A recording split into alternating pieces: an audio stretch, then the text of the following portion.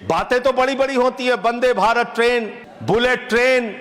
प्रधानमंत्री जी ने कहा था बुलेट ट्रेन चलेगी मुंबई से अहमदाबाद तक। बुलेट ट्रेन तो छोड़िए, जानवरों की तरह इंसान को रेलवे के अंदर ले जाया जा रहा है, एक जगह से दूसरी जगह तक। शर्म आती है, वो दृश्य देख के शर्म आता है मान्यवर। जब हमने देखा कुंभ के मेले के अंदर ट्रेन के डिब्बों को तोड़ने का दृश्य देखा, एसी डिब्बों को तोड़ तोड़ के लोग अंदर घुस रहे थे, जानवरों की तरह लोग एक जगह से दूसरी जगह तक जा रहे थे। धन्यवाद मान्यवर, आपने इस महत्वपूर्ण विभाग की, रेलवे विभाग की चर्चा पे मुझे बोलने का अवसर दिया।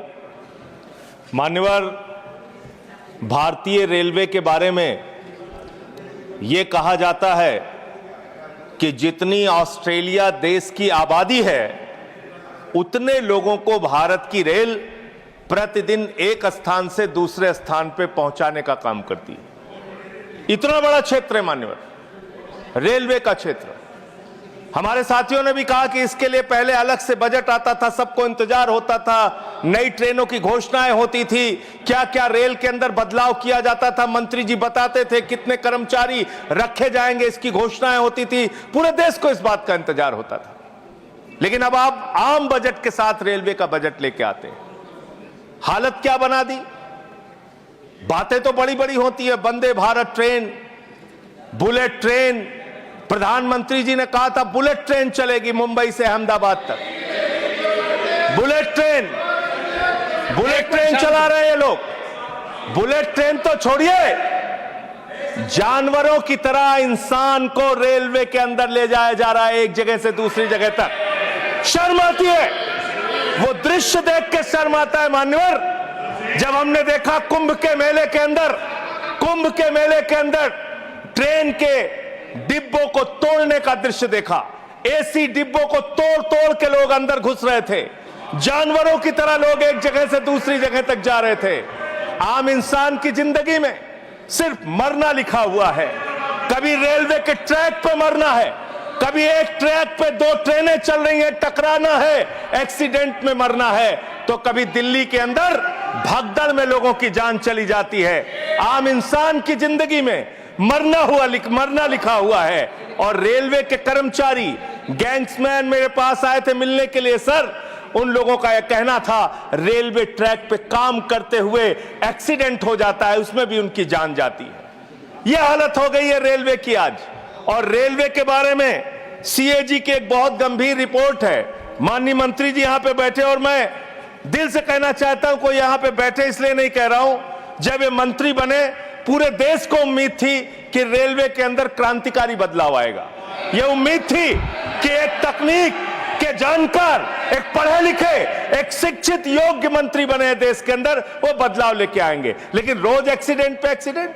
जितना ट्रेन की पटरी पे ट्रेन नहीं चलती, उससे ज्यादा ट्रेन के बाहर, पटरी के बाहर ट्रेनें चल रही हैं। यह अव्यवस्था का आलम है कि यहां भगदड़ से लोगों की मौत हो गई, मंत्री जी को पता तक नहीं था। इसका मतलब इनके कर्मचारी, इनके अधिकारी इनको बताते भी नहीं कि इतना बड़ा हादसा हो गया। इसी दिल्ली में लोगों की मौत हुई। सर, मैं सीएजी की रिपोर्ट एक आई रेलवे के बारे में, उसके बारे में अपनी बात कह के अपनी बात खत्म करूंगा। 2604 करोड़ रुपए, 2604 करोड़ रुपए की गड़बड़ी रेलवे में पकड़ी गई।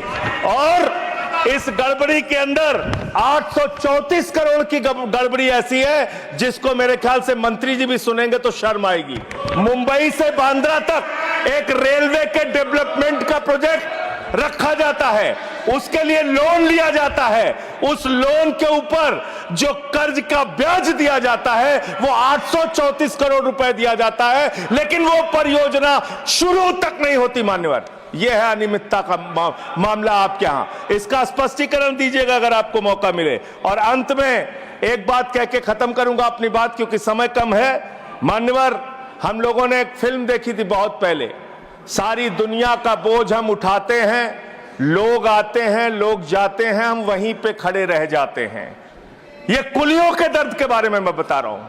कुलियों के संगठन के लोग मुझसे मिलने के लिए आए थे 3 दिन पहले मान्यवर, और पूरे देश में 19,000 कुली हैं जिनको उस समय की 2009 के अंदर उनके लिए घोषणा की गई थी कि उनके बच्चों को नौकरी दिया जाएगा, उनको गैंग्समैन की नौकरी दिया जाएगा। लेकिन आज उन कुलियों की हालत यह हो गई है कि रेलवे के प्लेटफॉर्म पे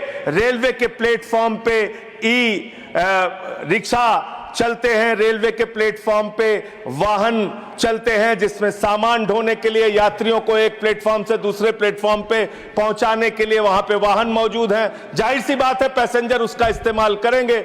इन कुलियों का दर्द कोई सुनने के लिए तैयार नहीं है। मैं आपके माध्यम से माननीय मंत्री जी से अनुरोध करूंगा कि जो लोग वर्षों से लोगों का बोझ उठा रहे हैं उनके परिवार की चिंता कीजिए, उनकी गरीबी की चिंता कीजिए और कृपा करके ये 19,000 जो लोग हैं आज बेरोजगारी की कगार पे हैं उनको कहीं समायोजित करने के लिए या उनके लिए कोई महीने की तनख्वाह की घोषणा, मदद की घोषणा सरकार की ओर से अपनी ओर से कीजिए। और अंत में यही बात कह के अपनी बात को समाप्त करूंगा कि आज पूरे देश को इंतजार है इस बात का कि कब ये दुर्घटनाएं रुकेंगी। पूरे देश को इंतजार है इस बात का कि 3 लाख भर्तियां जो आपने रोक रखी हैं, जिसके कारण आज संवेदनशील जगहों पे एम्प्लॉय नहीं है, कर्मचारी नहीं है, दुर्घटनाएं हो रही हैं, वो कब रुकेंगी। और रेल की पटरियों को ठीक करने का काम जिस पे आप 180 किलोमीटर 160 किलोमीटर की स्पीड की ट्रेनें चला रहे हैं, वो रेलवे की पटरियां कब ठीक होंगी मान्यवर।